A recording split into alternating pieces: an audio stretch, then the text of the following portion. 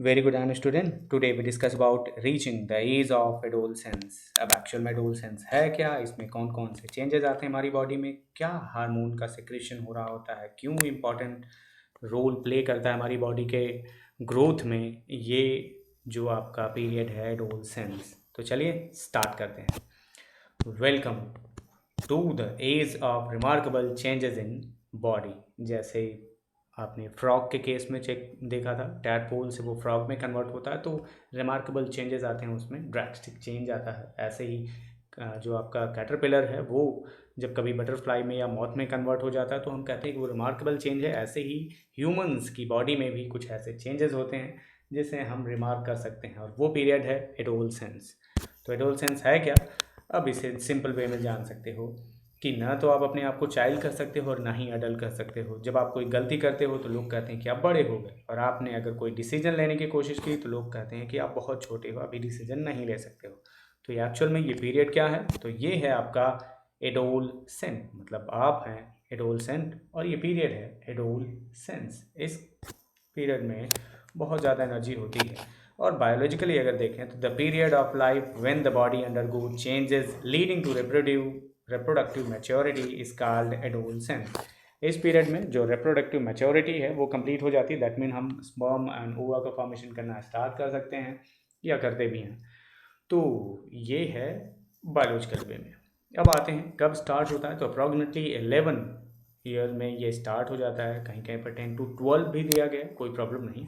Last up to 18 to 19 years में ही ये एक तरीके से डिस्ट्रॉय, कोलैप्स, खत्म, जो भी आप कहो। In girls adolescence begin and last 1 to 2 years earlier. तो गर्ल्स में ये थोड़ा सा पहले स्टार्ट होता है। बात करें टीन एजर्स की, तो इसी एडोलसेंस पीरियड में ये टीन एजर्स भी आते हैं। 13, 14, 15, 16, 17, 18, 19 ईयर के जो बॉयज़ और गर्ल्स होते हैं उन्हें हम कहते हैं टीन एजर्स। इनमें बहुत ज़्यादा एनर्जी होती है और ये एक तरीके से ड्रीम्स को अपने फॉलो करना चाहते हैं। सारे के सारे जो इनके फ्यूचर स्टिक प्लानिंग्स होती हैं इसी समय डिसाइड की जाती हैं। तो आप अच्छे बनना चाहो या बुरे बनना चाहो इसी टीन एजर में ही डिसाइड कर लीजिएगा। एक्चुअल में बुरा तो कोई नहीं बनना चाहता, तो आप भी मत बनिएगा। फिर है changes in body during adolescence marked as onset of puberty. तो ऑनसेट ऑफ मतलब स्टार्टिंग है किसकी, प्यूबर्टी की। तो अब ये प्यूबर्टी क्या है उसे जान लेते हैं। Most important changes which mark puberty is that boys and girls become capable of जो इनके हैं गैमेट्स का फॉर्मेशन करना स्टार्ट कर सकते हैं। तो ये फीमेल है तो एग प्रोड्यूस करना स्टार्ट कर सकती है, मेल है तो स्पर्म का प्रोडक्शन करना स्टार्ट कर सकते हैं, और ये जाइगोट और बाकी सारी चीज़ें लास्ट चैप्टर में आप लोग स्टडी कर चुके हो।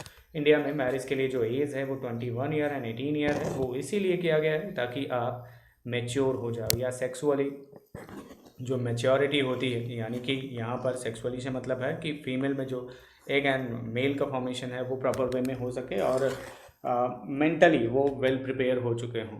क्लियर। नेक्स्ट आते हैं changes at the age of adolescence or period of puberty. क्या क्या चेंजेस आते हैं उसमें देखते हैं। फर्स्ट चेंज है इंक्रीज इन हाइट। तो हाइट बहुत तेज़ी से इंक्रीज करती है।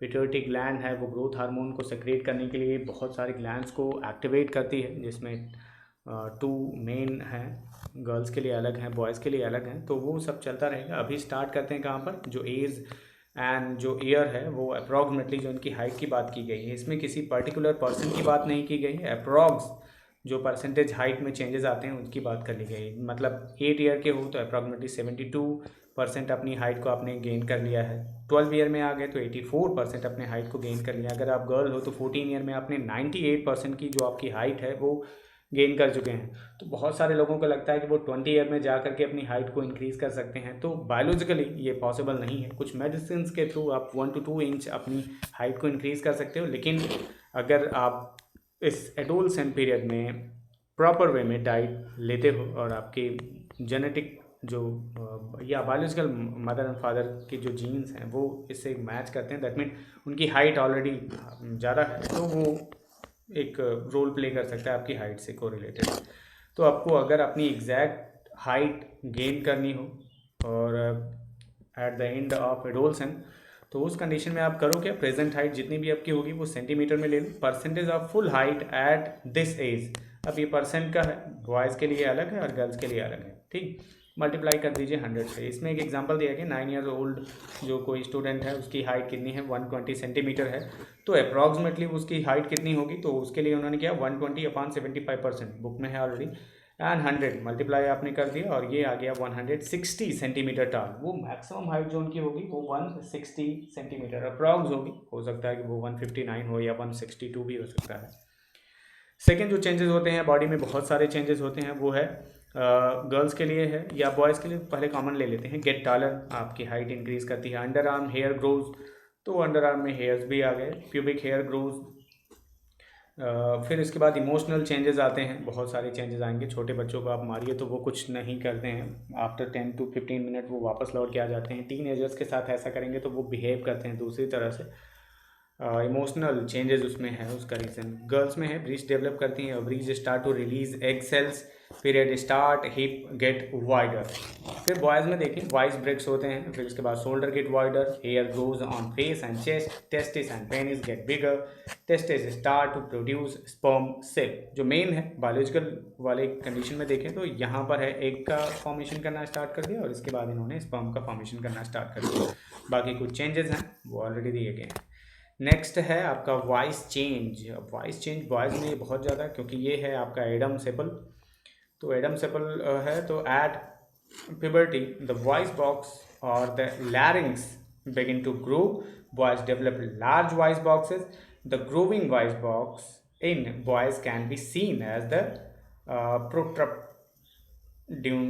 part of their throat, called as Adam's apple, called as Adam's apple.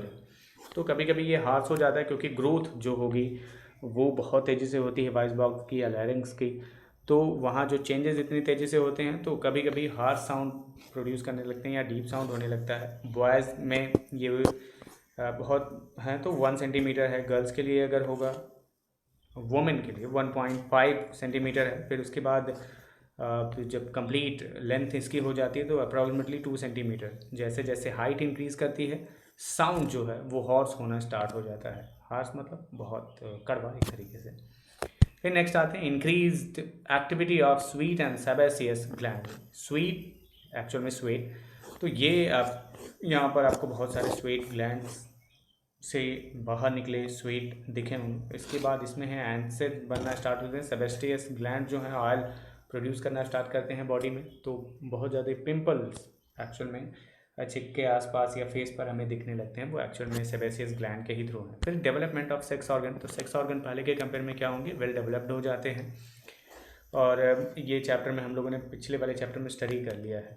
ठीक, नेक्स्ट आता है reaching the mental, intellectual and emotional maturity. Self awareness हो जाती है, अपने आप से वो चीज़ें सीखना सोचना स्टार्ट कर देते हैं। सेल्फ मैनेजमेंट, अपनी बातों को रखना स्टार्ट करते हैं और अपने आप को मैनेज भी करना स्टार्ट कर देते हैं। मोटिवेशन है, खुद को I can do it, I can do it, इस तरह का वर्ड भी यूज़ करना स्टार्ट कर सकते हैं। बच्चे कहते हैं कि हम खुद से कर सकते हैं। एम्पैथी, अपने आसपास के लोगों के साथ वो एम्पैथी भी शो करना स्टार्ट करते हैं। बहुत छोटे बच्चों में बहुत रेयर केस में ऐसा होता है कि वो दूसरे का खिलौना देख लें और वो उनसे मांग लेते हैं। सोशल स्किल्स भी डेवलप हो जाती है, आसपास में फ्रेंडशिप भी करते हैं, आसपास के लोगों के साथ उनका कोरिलेशन भी बनना शुरू हो जाता है। तो ये है इमोशनल इंटेलिजेंस। इंटेलेक्चुअल है, मैच्योरिटी जो आपकी रहेगी कुछ इस तरह से। सेकेंडरी सेक्सुअल कैरेक्टरिस्टिक्स की बात करें तो अभी जो स्टार्ट किया गया था वो सेम वैसा ही है, उसमें कहीं कोई चेंजेस नहीं है। तो सारे के सारे जो चेंजेस हैं वो सेकेंडरी सेक्स ग्रोथ। फिर आते हैं सेक्स हार्मोन्स का, तो ये एक बॉडी का मोस्ट इम्पॉर्टेंट पार्ट है या केमिकल है जो पूरी की पूरी बॉडी को एक तरीके से चेंज कर देता है एट एडोलसेंस पीरियड।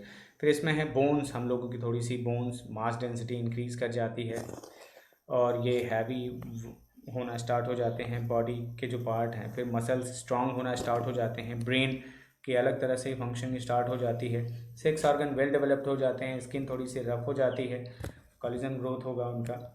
फिर गर्ल्स में भी अगर देखें तो द इफेक्ट ऑफ एस्ट्रोजन्स, जो मतलब जो मेल का है वो टेस्टोस्टेरोन है और जब फीमेल की बात करें तो एस्ट्रोजन है। और फिर इसमें जो मेन है वो है आपका स्किन, यूटेरस, ओवरी, ब्रीस्ट का डेवलपमेंट तो ऑलरेडी पहले भी बताया गया कि ब्रेन में भी जो एडजस्टमेंट होता है वो अलग तरीके से ग्रोथ करना स्टार्ट कर जाते हैं। फिर आते हैं role of hormone in initiating reproductive function. तो एक्चुअल में होता क्या है, टारगेट सेल होती है, उसी के पास ये सारे के सारे हार्मोन्स पहुंचते हैं और फिर उसे एक्टिवेट करते हैं, वर्क कराते हैं।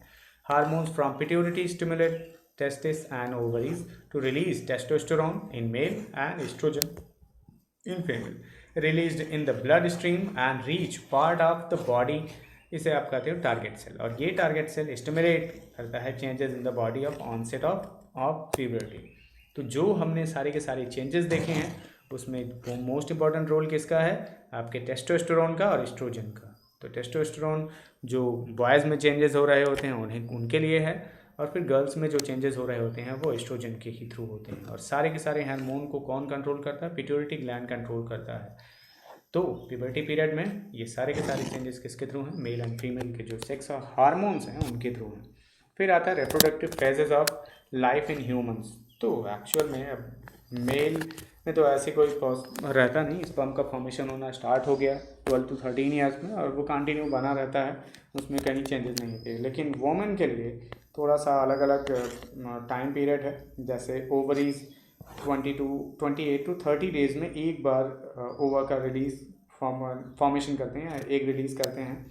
और अगर उसका फर्टिलाइजेशन हो गया तो कोई प्रॉब्लम नहीं, अगर फर्टिलाइजेशन नहीं हुआ तो वो ओवा बॉडी के बाहर चला जाता है, और उसके साथ साथ जो यूटेरस की वॉल में जो स्पेसिफिक न्यूट्रिएंट सब्सटेंस एक तरीके से मानिए ब्लड के फॉर्म में, वो उसकी स्किन को थोड़ा सा स्टिकी बना के रखते हैं। अगर एम्ब्रियो का डेवलपमेंट हुआ तो वो इजीली एम्बेडेड कर जाए, अगर ऐसा कुछ नहीं होगा तो वो 1 मंथ बाद सारा का सारा जो सब्सटेंस है वो बाहर निकल जाता है। इसी को हम क्या कहते हैं, मैंस्ट्रुएशन है।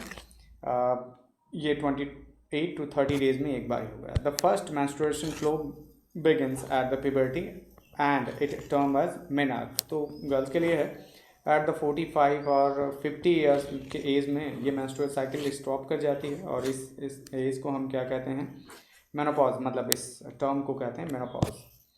फिर आते हैं सेक्स डिटर्मिनेशन किस तरह से होता है। मान लीजिए आप एक्स एंड वाई की बात कर लें, 46 क्रोमोसोम्स बॉडी में होते हैं, और ये 23 क्रोमोसोम्स में जो आपके कन्वर्ट हो जाते हैं। तो अगर वो गर्ल्स है या वुमेन है तो एक्स क्रोमोसोम्स जो इनके बनेंगे वो गैमेट का फॉर्मेशन करते हैं, और अगर बॉय है तो एक्स एंड वाई गैमेट का फॉर्मेशन करेंगे। मान लीजिए स्पर्म है, एक्स होगा एक और एक होगा वाई, ओवा के साथ इसका कॉम्बिनेशन होगा, और अगर इनके साथ एक्स एंड वाई हुआ तो बॉय, और एक्स एंड एक्स हो गया तो वो गर्ल्स में बदल जाएगी। इसे सिंप्लीफाई कर लेते हैं थोड़ा सा, एक्स वाई फिर एक्स एक्स। तो स्पर्म में क्या हुआ, एक्स एंड वाई, और गर्ल्स के केस में देखें तो एग है तो एक्स एंड एक्स।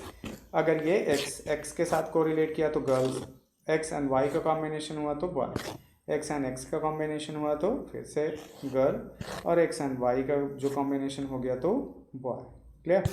नेक्स्ट आते हैं एंडोक्राइन सिस्टम। तो मेल एंड फीमेल के जो मेन हार्मोन्स हैं, मतलब टेस्टोस्टेरोन और एस्ट्रोजन के अलावा भी बहुत सारे हमारी बॉडी में ग्लैंड्स होते हैं जिनसे अलग अलग केमिकल सब्सटेंसेस रिलीज़ होते हैं, जो हमारी बॉडी के ग्रोथ को, डाइजेशन सिस्टम को, रिप्रोडक्शन को अलग अलग तरीके से वो हैंडल करते हैं। तो जैसे हाइपोथैलेमस वाला पार्ट है, उसमें है पिट्यूटरी ग्लैंड, ये सारे के सारे ग्लैंड्स को कंट्रोल करने का वर्क करता है। पेनियल ग्लैंड है, फिर थाइमस है जो ग्रोथ होती है उसमें पार्टिसिपेट करता है। थायराइड ग्लैंड हो गया, पैराथायराइड ग्लैंड, पैंक्रियाज हो गया, इंसुलिन का सिक्रेशन करता है। एड्रिनल है, जितने भी इमोशन से कोरिलेटेड चीज़ें हैं उन सब को कंट्रोल करने का वर्क इसे करते हैं। एड्रेनालिन इसमें रिलीज़ होता है। प्लेसेंटा, फिर ये ड्यूरिंग प्रेगनेंसी ही सिर्फ होता है, वुमेंस के लिए है। टेस्टिकल्स इन मेल्स हैं, इसमें स्पर्म का फॉर्मेशन के लिए ये होते हैं, और बाकी जो सेकेंडरी हार्मोन जो चेंजेस आते हैं उन सब के लिए। ओवरी है फीमेल के लिए, और फीमेल में जो सेकेंडरी चेंजेस आते हैं, कैरेक्टरिस्टिक्स आते हैं, उनके लिए ये वर्क करता है। रिलीज़ क्या करता है, एस्ट्रोजन। चलिए नेक्स्ट देखते हैं। अलग अलग हैं ग्रोथ हार्मोन, हाइट इंक्रीज करने के लिए, किडनी वाटर रीअब्जॉर्प्शन में वर्क करता है। ऑक्सीटोसिन जो है वो यूटेराइन कंट्रैक्शन के लिए है, और फिर लैक्टेशन के लिए जो मिल्क का प्रोडक्शन होता है उनके लिए होता है। ब्रेस्ट ग्लैंडुलर टिश्यूज़ में रहेगा। फिर ओवरी में है ओवा, एस्ट्रोजन, प्रोस्टोजेरोन, इन सब का है। फिर टेस्टिकल में है टेस्टोस्टेरोन, और जो स्पर्म है इनका फॉर्मेशन करना है। एड्रिनल में है कार्टिकल हार्मोन्स का सेक्रेशन होगा, एड्रेनालिन जैसा। थायराइड हार्मोन है वो कंट्रोल करेगा तो ये डिफरेंट टाइप के हार्मोन्स जो अलग अलग पिट्यूटरी ग्लैंड कंट्रोल करती है बॉडी के अलग अलग पार्ट में। थायरॉक्सिन है, अगर हम सिर्फ ह्यूमन की बात करें तो एनिमल्स में भी ऐसा होता है। थायरॉक्सिन ग्लैंड जो हार्मोन है वो किसी टैडपोल को कन्वर्ट करती है फ्रॉगलेट में या एडल्ट फ्रॉग में। अगर आयोडीन और थायरॉक्सिन नहीं हो उस वाटर में तो ये टैडपोल कभी भी फ्रॉग में कन्वर्ट नहीं होगा। ऐसे ही इंसेक्ट हार्मोन होता है, उसमें भी होगा, कैटरपिलर से वो एडल्ट जो बटरफ्लाई है उसमें कन्वर्ट नहीं हो पाएगी। All the hormonal activities will work properly when we use suitable food substances in sufficient amount which contains every nutrient. अगर हमारा न्यूट्रिएंट ही प्रॉपर नहीं होगा तो हार्मोन का सेक्रेशन भी प्रॉपर वे में नहीं होगा। वो हाइट को डिस्टर्ब कर देगा, फैटनेस को डिस्टर्ब कर देगा, या आपकी जो प्रॉपर ग्रोथ है उसे प्रॉपर वे में नहीं होने देगा। तो so next thing is diet. और कौन सी डाइट? Balance diet. तो चलिए, मीट है प्रोटीन के लिए है, वेजिटेबल्स हैं न्यूट्रिएंट या विटामिन्स के लिए यूज़ करते हैं, या मिनरल्स जो आपके रहेंगे। मिल्क एंड एग्स जो है वो प्रोटीन को प्रोवाइड करते हैं बॉडी में, साथ ही साथ मिनरल्स को भी प्रोवाइड करते हैं। फ्रूट है, ये मिनरल्स के लिए हैं। इसके बाद पल्सेस या ग्रेन्स हैं जो प्रोटीन और कार्बोहाइड्रेट के लिए होते हैं। साथ ही साथ आपको फिजिकल एक्सरसाइज एंड मेडिटेशन भी करना होगा ताकि आपका मेंटली भी प्रिपेयर होना रहे। फिर personal hygiene and mentality to know reality. अब पर्सनल हाइजीन का मतलब है अपनी बॉडी को अच्छी तरह से क्लीन करके रखना चाहिए, नहीं तो बैक्टीरियल इन्फेक्शन इंक्रीज़ कर जाता है। कभी कभी आप नॉर्मल सा केस जानिए, आप सॉक्स पहन के चलते हो हर समय, अगर आप उसे 24 आवर तक ऐसे ही पहने रहो और उसमें कहीं से भी थोड़ा सा मॉइस्चर दैट मीन स्वेट हो जाए तो वो बहुत बैड स्मेल करता है। तो ऐसे ही बॉडी के बहुत सारे ऐसे पार्ट हैं जहाँ पर अगर आपने रेगुलर क्लीनिनेस नहीं दिखाई तो वो बैक्टीरियल इन्फेक्शन के थ्रू आपके बॉडी को इन्फेक्ट कर सकते हैं। और कुछ मेंटालिटी की बात कर लें, a girl become pregnant if she looks at boys during menstruation. ये सिर्फ एक मिथ है, ऐसा कुछ होता नहीं। The mother is responsible for the sex of her child. अभी आप लोगों ने देखा कि इसमें सिर्फ मेल का ही होता है, क्योंकि वोमेन में तो एक्स एंड एक्स क्रोमोसोम्स ही होते हैं।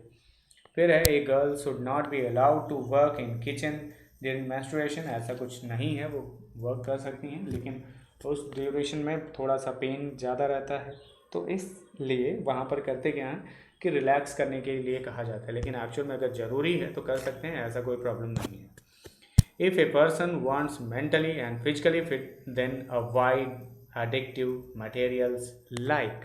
अब एडिक्टिव मटेरियल्स का मतलब क्या है? यहाँ पर कुछ ऐसी चीज़ें होती हैं जिनका हमें नशा हो जाता है, उनसे हमें क्या करना है? दूर रहना है। अगर हमें फिजिकली फिट रहना है तो बियर, शैम्पेन, वाइन, शेक, शोशो, विस्की, कुछ भी हो उसमें परसेंटेज ऑफ एल्कोहल भी एक्चुअल में दिया गया है। इन सब से जितना भी डिस्टेंस हो सके करिए, क्योंकि ये एल्कोहल आपकी बॉडी के बहुत सारे पार्ट को डिफेक्ट करता है, जैसे लंग्स इन्फेक्शन हो सकता है, हार्ट डिजीज़ होगी, ब्रेन डैमेज होगा, स्टमक कॉम्प्लिकेशंस होगी, लीवर डैमेज हो सकता है, पैंक्रियाज में डाइजेशन में प्रॉब्लम होगी, इंटेस्टाइनल का जो श्रिंकिंग है वो हो जाएगी, वीकनेस इम्यून सिस्टम होगा, जो बहुत जल्दी बीमार पड़ सकते हैं, बर्थ डिफेक्ट्स हो सकते हैं। तो ये जितनी डिस्टेंस आप इससे कर सको उतना बेटर है। फिर नेक्स्ट आता है ड्रग्स। इस समय तो मीडिया में पूरा भरा पड़ा है, उससे कोई मतलब नहीं पड़ता। आपको सिर्फ अपनी बॉडी को इन सभी ड्रग्स से दूर रखना है, क्योंकि ये ड्रग्स हमारी बॉडी के इम्यून सिस्टम को, हमारी मेंटल पावर को बहुत ज़्यादा डिस्ट्रॉय करते हैं।